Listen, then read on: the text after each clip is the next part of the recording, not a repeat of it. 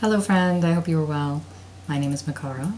As you may know, both Jupiter and Mercury are turning direct, and I wanted to do a little energy check-in reading for you today to take a look at how that retrograde period went and how to go about moving forward. Retrograde is usually associated with negative things like technical difficulties, challenges, unwanted slowdowns, but they're also very important, I think, given the fast-paced nature of our lives today. There's such a rush and such a focus on these external goals and success and all of these things. But retrograde gives us the opportunity to slow down and reevaluate and take a look at what's really important to us and what's giving us life. So mine was pretty challenging, but it was nice to get the chance to go through old projects, take a look at what was still lighting my flame, what was still igniting passion, and what I still wanted to be working on, and what maybe could just be filed away for later. Not necessarily abandoned, but certainly taking some time to pick my battles and not spread myself too thinly. So hopefully you got some similar lessons in your life and are looking forward to this next step.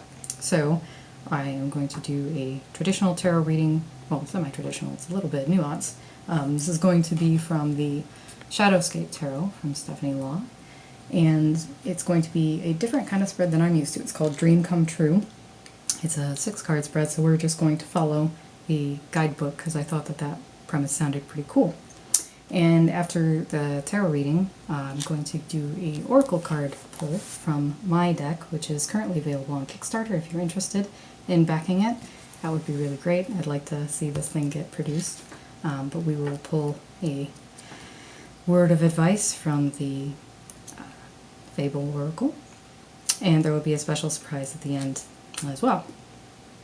So without further ado, let's shuffle and get started.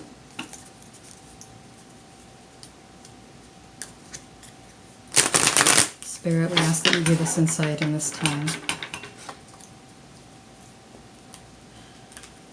in how best to move forward in perfect love and perfect trust in pursuit of our highest good. What advice can you give on realizing our dearest dreams?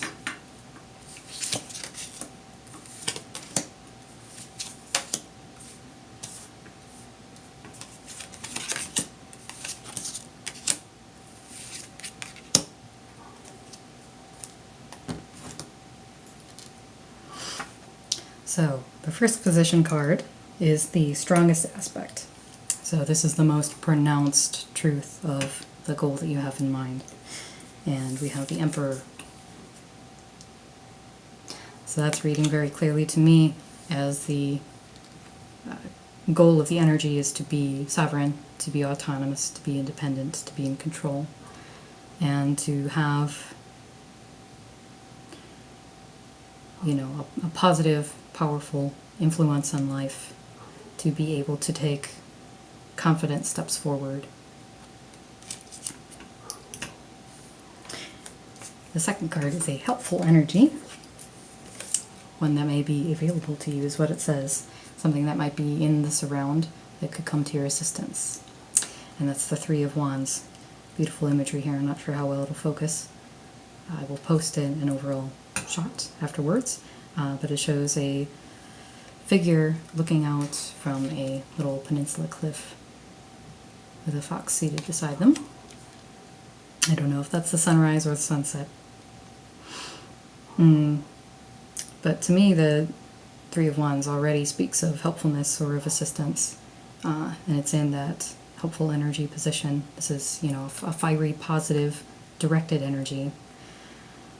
I think this speaks to a need to call out for help or to beseech that assistance in the surround and not be afraid to, I think, particularly in areas where we are weak or things that we're not very confident in. I think in pursuit of this higher goal of personal autonomy and confidence, it's very important at this time to get help with the things that we're not so good at and not try to necessarily go and learn everything ourselves and try to do every aspect of a project. personally, and handle it ourselves. And for the third, this is the weakest aspect. This is the part of the plan that is particularly challenging or needs the most attention given to it. And we have the Five of Wands reversed. It's a very chaotic looking image. There are lots of foxes darting all over the place. Fabric is being torn and things are kind of unfurling. I think it's implied from the image that the hunter shown is in pursuit of the hare down here in the corner, but amidst all of the chaos it's difficult to single it out and pursue the right target. So I think this is cautioning perhaps your endeavor or your dream is very complicated or has a lot of moving parts.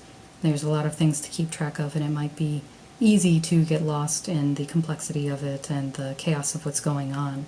So I think it's cautioning very much against that, and to simplify and not necessarily to cut corners and not to sacrifice quality, because the Emperor is very focused on integrity and quality, but to definitely rein it in where possible and not have too many loose ends or dangling sashes as we see that can be grabbed and torn in a different direction.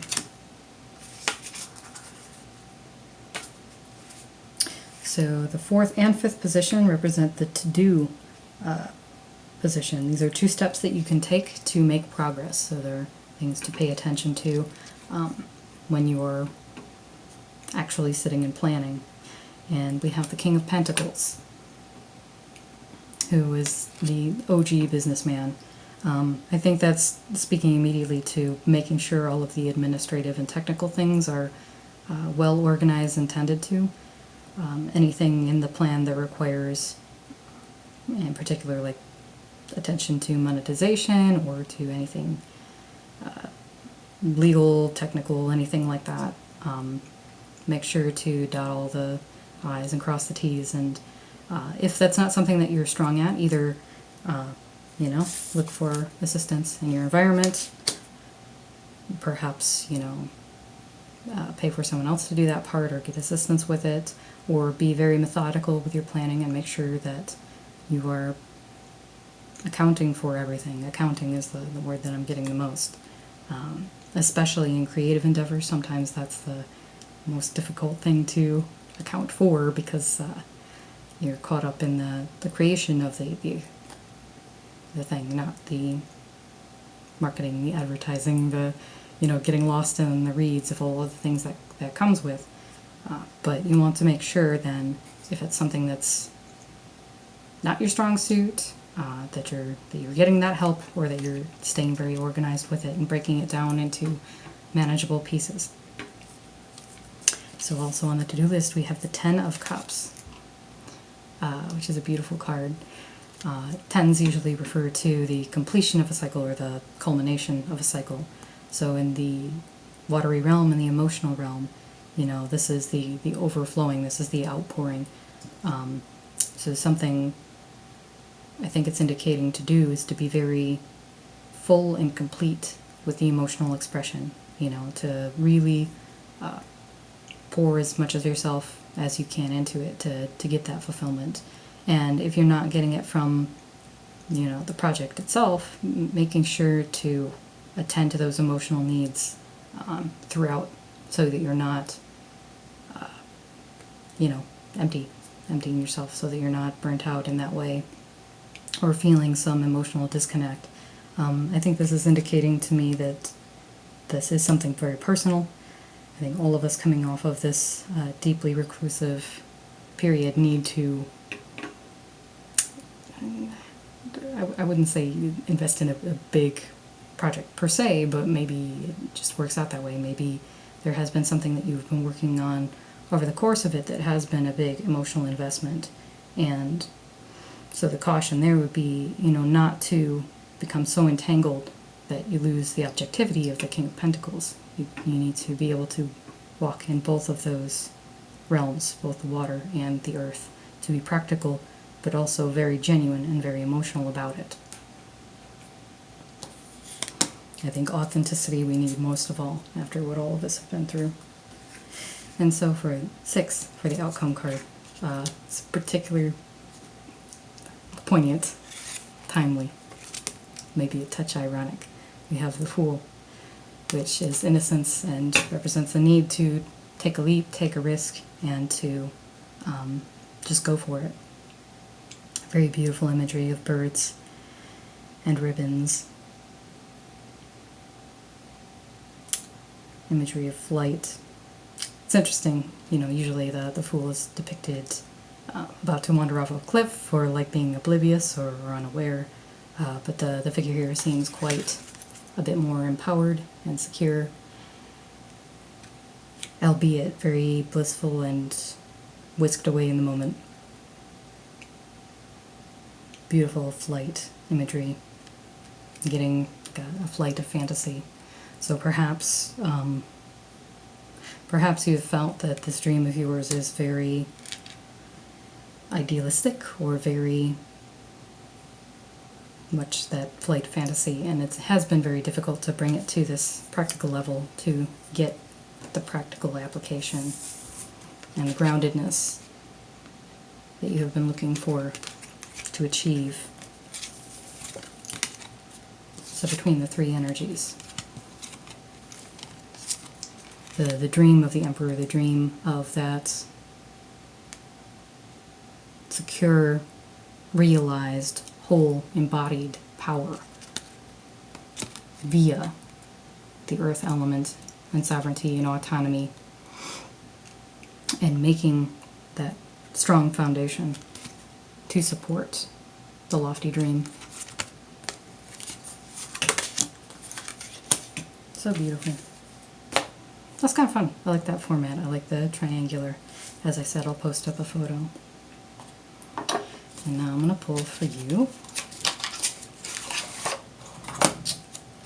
an animal oracle card. Over the course of the Kickstarter and the design process, I have opted to modify the format because, as you can see, there is some feedback that these might be too large, even though this is standard oracle size format. It's quite large. It's an 80 card deck. And so I have opted to make it tarot size instead. The elongated presentation worked better for inclusion of all the aphorisms, and they're going to be fully foiled on both sides with foil edges.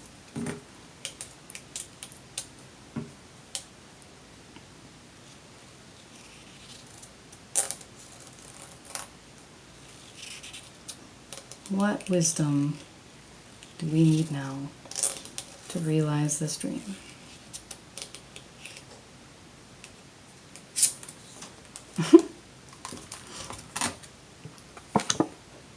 This is the capybara, the largest rodent in the world, one of my favorite cards. They make the weirdest noises. Very cute.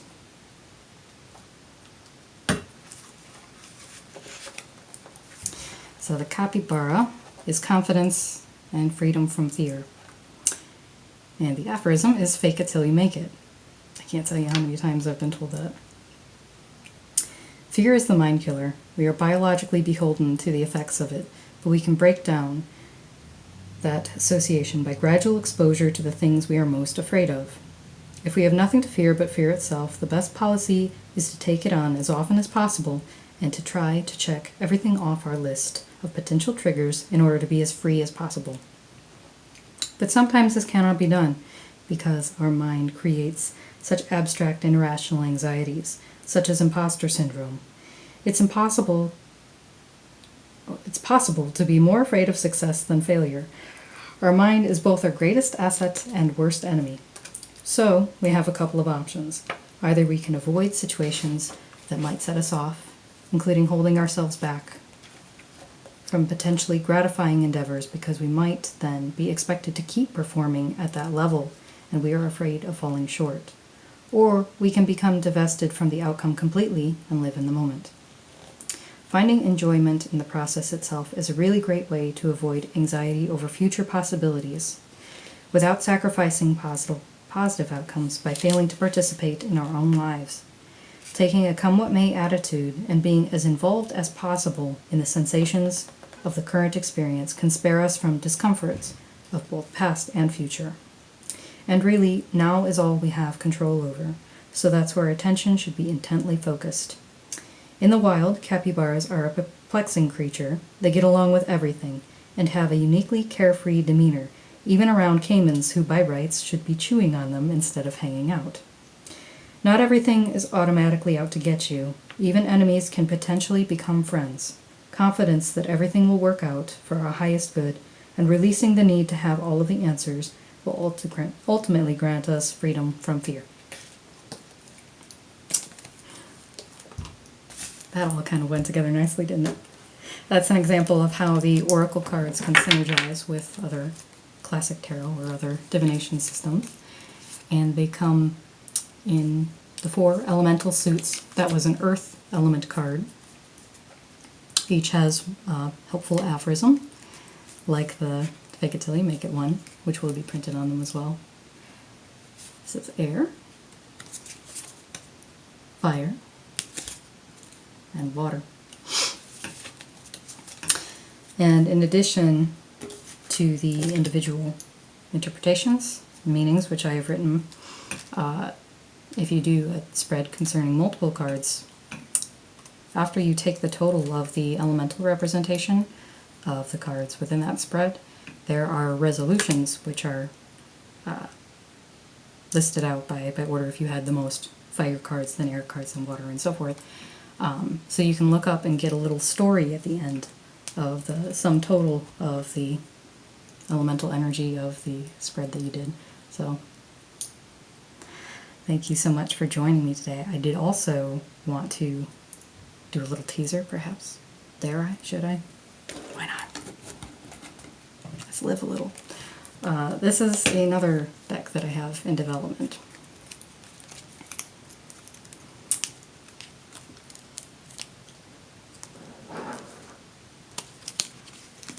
These are virtues. These are the virtues that I've been exploring in this concept I have of the zodiacal gifts.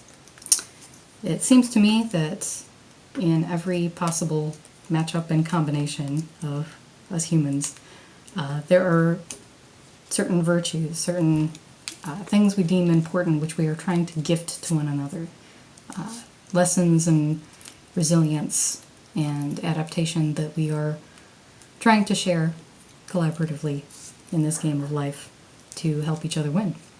And I, through my research and meditation, determined that there are 144 of these that can be distinctly identified and categorized.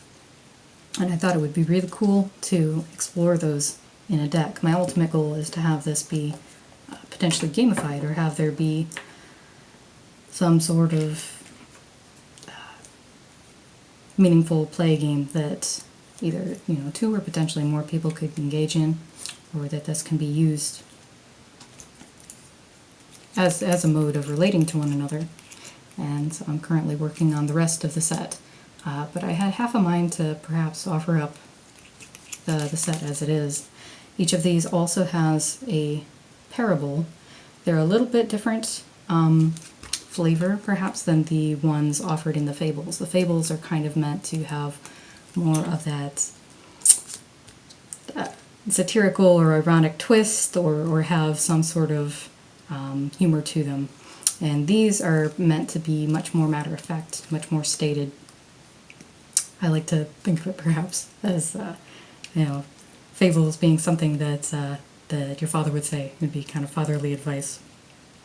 Kind of one of those throwaway things that ends up being, in the moment, maybe feels a bit dismissive, but later on ends up being a pretty helpful nugget of advice. Whereas these cards are more like grandpa advice. These are more like the tried and true statements, rather than as conversational as the Fables, very matter-of-fact, more sagely, I guess. But I find them to be very helpful with memorization, very helpful for conceptualizing and then being able to meditate on them. So I will add links to the applicable Kickstarter and the accounts that you can follow if you're interested in keeping up with these projects. I thank you so much for joining me today, and I will pick one. How about that? Should I pick one, or should we do... How about a stack of 3? I'll do 3 different stacks and pull one from each, and I'll add some timestamps here. So, yes, we'll do a pick a card reading pertaining to this little chat we just had about our hopes and dreams. And the card that you select, the pile you select from, will represent what virtue you need to most cultivate or look out for as you are embarking on this quest in pursuit of your dream.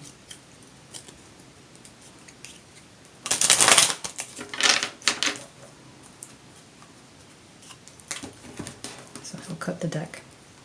Because of its size, it's a little bit unwieldy to shuffle just on its own, so more development will be needed on that front.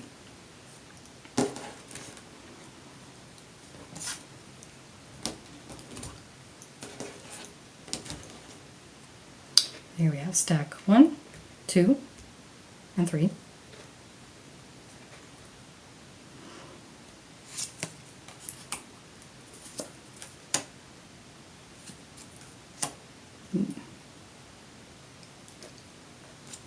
First up we have variety, if you chose stack number 1. Variety, the jack of all trades, master of none. Variety is a state of being diverse in skills or interests, the absence of uniformity, and it is the gift that Gemini gives to Taurus.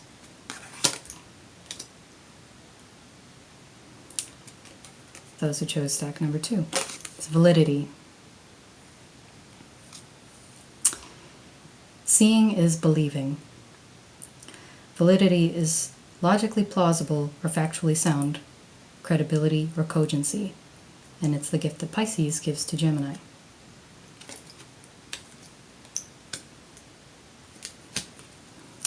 And stack number 3 is vigilance.